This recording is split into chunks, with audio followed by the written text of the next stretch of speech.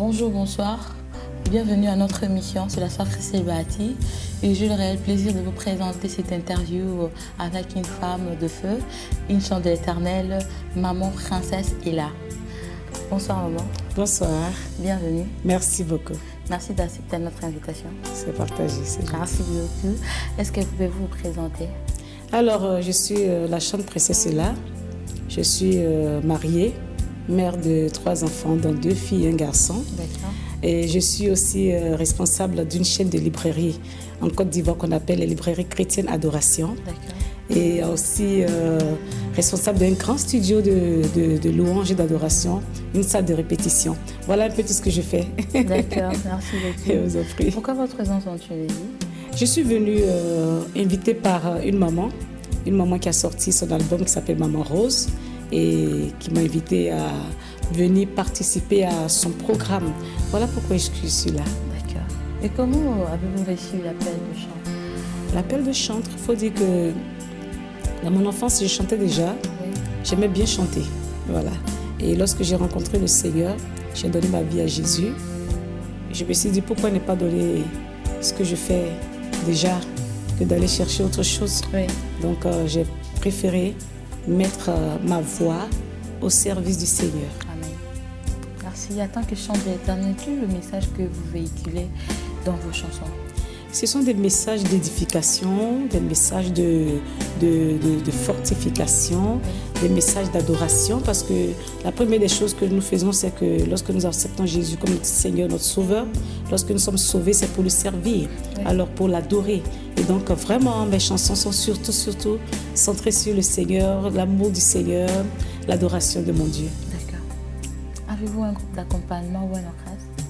Oui, parce que j'ai une grande salle de répétition, comme je disais. Oui. Et donc, avec la salle de répétition que j'ai, qui est sur pied, il y a pas mal de personnes qui viennent faire leurs répétitions. Mais moi, personnellement, j'ai un groupe avec lequel je travaille quand j'ai des temps d'adoration. Amen. Combien d'albums déjà à ce moment? J'ai à mon actif 5 albums. D'accord. Le premier album, c'est Jésus est magnifique, qui est sorti en 2002, si je ne me trompe pas. Et le deuxième album, c'est Via Dolorosa. La Via Dolorosa qui nous parle de la souffrance de notre Seigneur, qui a aimé l'humanité et qui a donné sa vie. Et la Bible dit qu'il a souffert dans les rues de Jérusalem. Il est mort pour que nous soyons sauvés. Et le troisième album, c'est Jésus règne. Jésus règne, c'est une chanson. Via maman, s'il vous plaît, c'était en quelle année? Via Dolorosa, c'était en 2007. Oui. Et Jésus règne, c'est sorti en 2010, si je ne me trompe pas. Oui. En 2010. Et dans cet album, c'est une chanson qui m'a été inspirée quand j'étais partie en Israël. Parce que, ayant chanté Via Dolorosa, il fallait que je parte aussi pour marcher sur les traces de notre Seigneur pour voir combien de fois c'était vraiment difficile. Alors nous avons parcouru tout le pays. Et à la suite de notre visite, j'ai eu une inspiration à la chambre haute qui est Jésus règne. Et donc c'est un single, mais je l'ai sorti en maxi single pour présenter ce que Dieu avait mis dans mon cœur en Israël, en Côte d'Ivoire. Ça, c'est le troisième album. Le quatrième album, c'est Que tu es beau. J'ai dit que tu es beau, Seigneur. Voilà, j'ai exprimé mon amour à l'égard de mon Dieu. Il est beau, il est merveilleux, il est bon.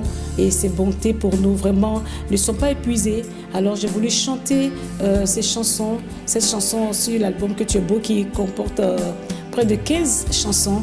Et après cela, j'ai fait le 5e album qui est Libre de l'adorer. Voilà.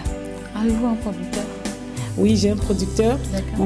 Mon producteur, c'est mon époux, Monsieur Guy Hirier, qui depuis toujours me soutient dans tout ce que je fais. D'accord. Depuis le premier album jusqu'à aujourd'hui, il est mon producteur, il est mon encadreur. Et en tout cas, il est tout pour moi. Vous avez une grâce alors? Oui, c'est une grâce. C'est pas donné à tout le monde, c'est vraiment une grâce. Oui. Et je rends vraiment gloire à Dieu pour cet homme qui m'a donné. Amen. Vraiment. C'est bien. Ok. Merci. Et quelles sont les difficultés que vous rencontrez? Il y a pas mal de difficultés. Parce que d'abord, pour sortir un album, il faut avoir les moyens financiers pour sortir l'album. C'est vrai que c'est mon époux qui fait tout. Mais en même temps qu'il va faire sortir l'album, va s'occuper de la famille et tout, donc c'est vraiment pas facile. Oui. Et puis aussi, pendant les temps au studio, c'est pas aussi facile. Oui. Voilà, il faut savoir trouver l'arrangeur qu'il faut, surtout parce que quand tu as une bonne inspiration, il faut trouver l'arrangeur qui rentre dans l'esprit de ce que tu veux faire.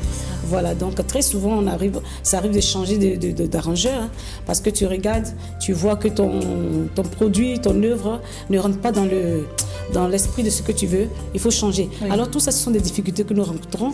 Et à la suite, par la grâce de Dieu, on tombe sur la bonne personne. Oui. Et puis on peut faire l'album. Je rends gloire à Dieu aujourd'hui parce que, ayant moi-même étant en train de faire un studio un studio dans lequel on peut sortir désormais des albums, je pense que ce sera facile de pouvoir travailler moi-même dans mon studio. Et puis avec la grande salle de répétition qui est en cours, il y a déjà une petite salle de répétition, mais il y a une grande salle de répétition qui est en cours. Et dans cette salle, on pourra faire pas mal de choses pour le Seigneur. Oui. Voilà. Donc on a pas mal de difficultés, mais par la grâce de Dieu, on s'en sort. Amen. Alors, musicalement parlant, quels sont vos projets d'avenir? Malgré vous avez d'autres activités dans la musique, quels sont encore mes projets? Alors, comme j'ai dit, je suis en train de construire une très grande salle de répétition qui peut prendre 100 personnes. Alors, on a une école de formation que nous allons mettre sur pied.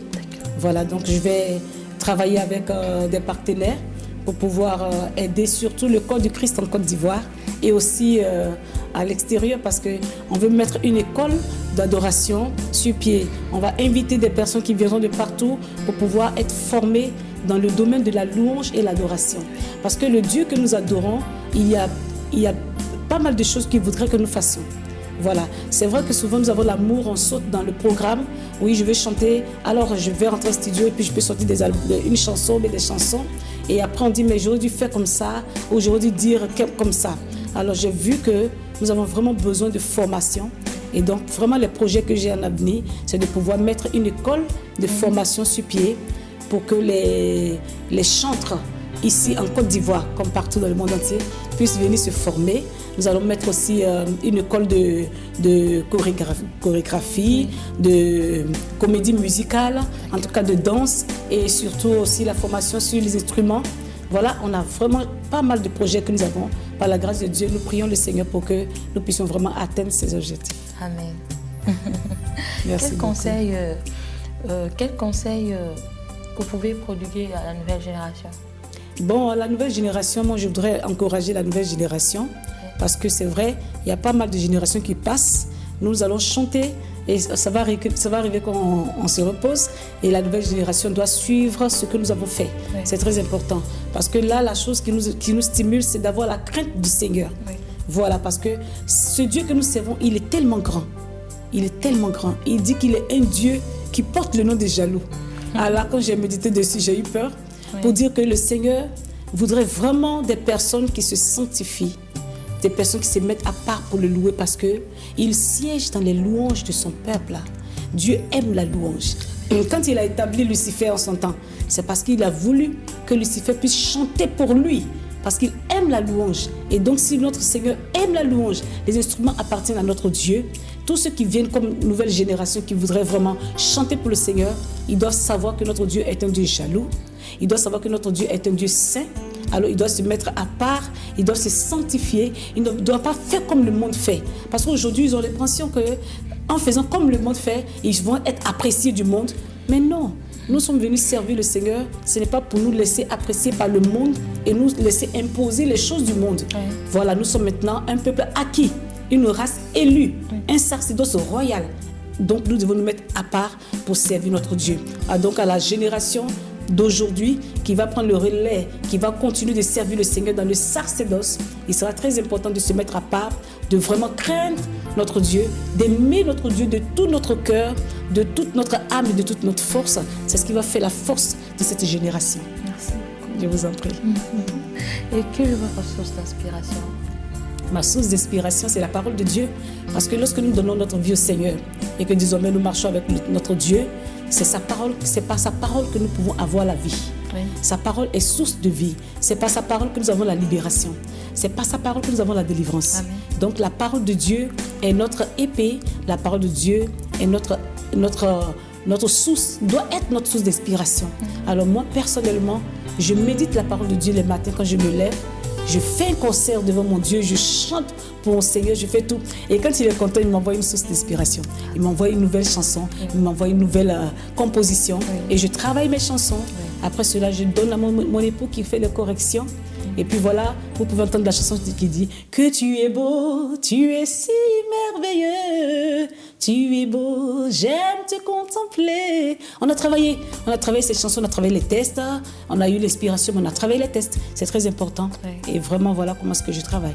Merci beaucoup. Merci beaucoup. C'est vraiment un moment d'acapella.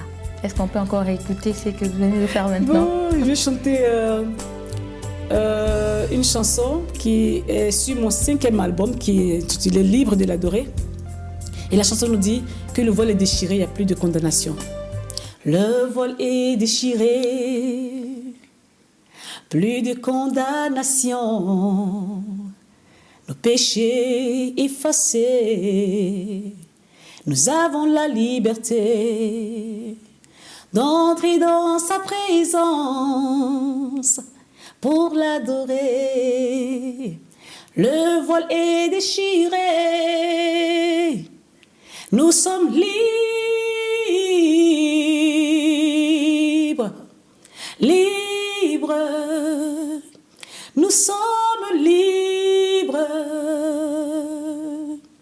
libres de l'adorer, l'adorer, l'adorer.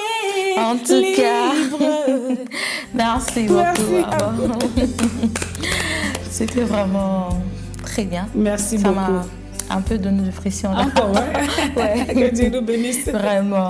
Une autre interview touche à sa fin. Avez-vous un message de la fin pour le peuple de Dieu? Oui, je voudrais saluer d'abord le peuple tunisien, l'église ici à Tunis, saluer tous les chrétiens de Tunis et dire que je vous aime de tout mon cœur et mon Dieu vous aime plus que moi. Je voudrais vous encourager à garder la foi, à persévérer, à demeurer vraiment ferme parce que Dieu a un plan pour chacun de nous. Et je pense que si vous êtes ici à Tunisie, ce n'est pas par hasard, c'est parce que le Seigneur veut faire de grandes choses avec vous. Et je voudrais saluer aussi le pasteur Priva qui m'a ouvert sa porte. Vraiment, c'est un homme de cœur. Je l'aime déjà avec sa femme. Vraiment, je veux dire merci pour ce qu'ils ont fait pour moi. Tout le temps que j'ai passé ici à Tunis, j'ai été bien reçue. Et bénir aussi celle par qui je suis rentrée ici à Tunis. C'est Maman Rose, celle que je suis venue soutenir pour la sortie de son album. On a passé un très bon temps. Que vraiment le Seigneur la bénisse et que Dieu bénisse vraiment Tunis. Merci, à bientôt. Merci beaucoup, maman. C'était un plaisir de partager avec vous ce moment. C'est partagé. Merci beaucoup. Je vous en prie, soyez bénis. Et merci, chers internautes, pour votre fidélité. Bonne fête. On se retrouve en 2019. Merci beaucoup. À bientôt.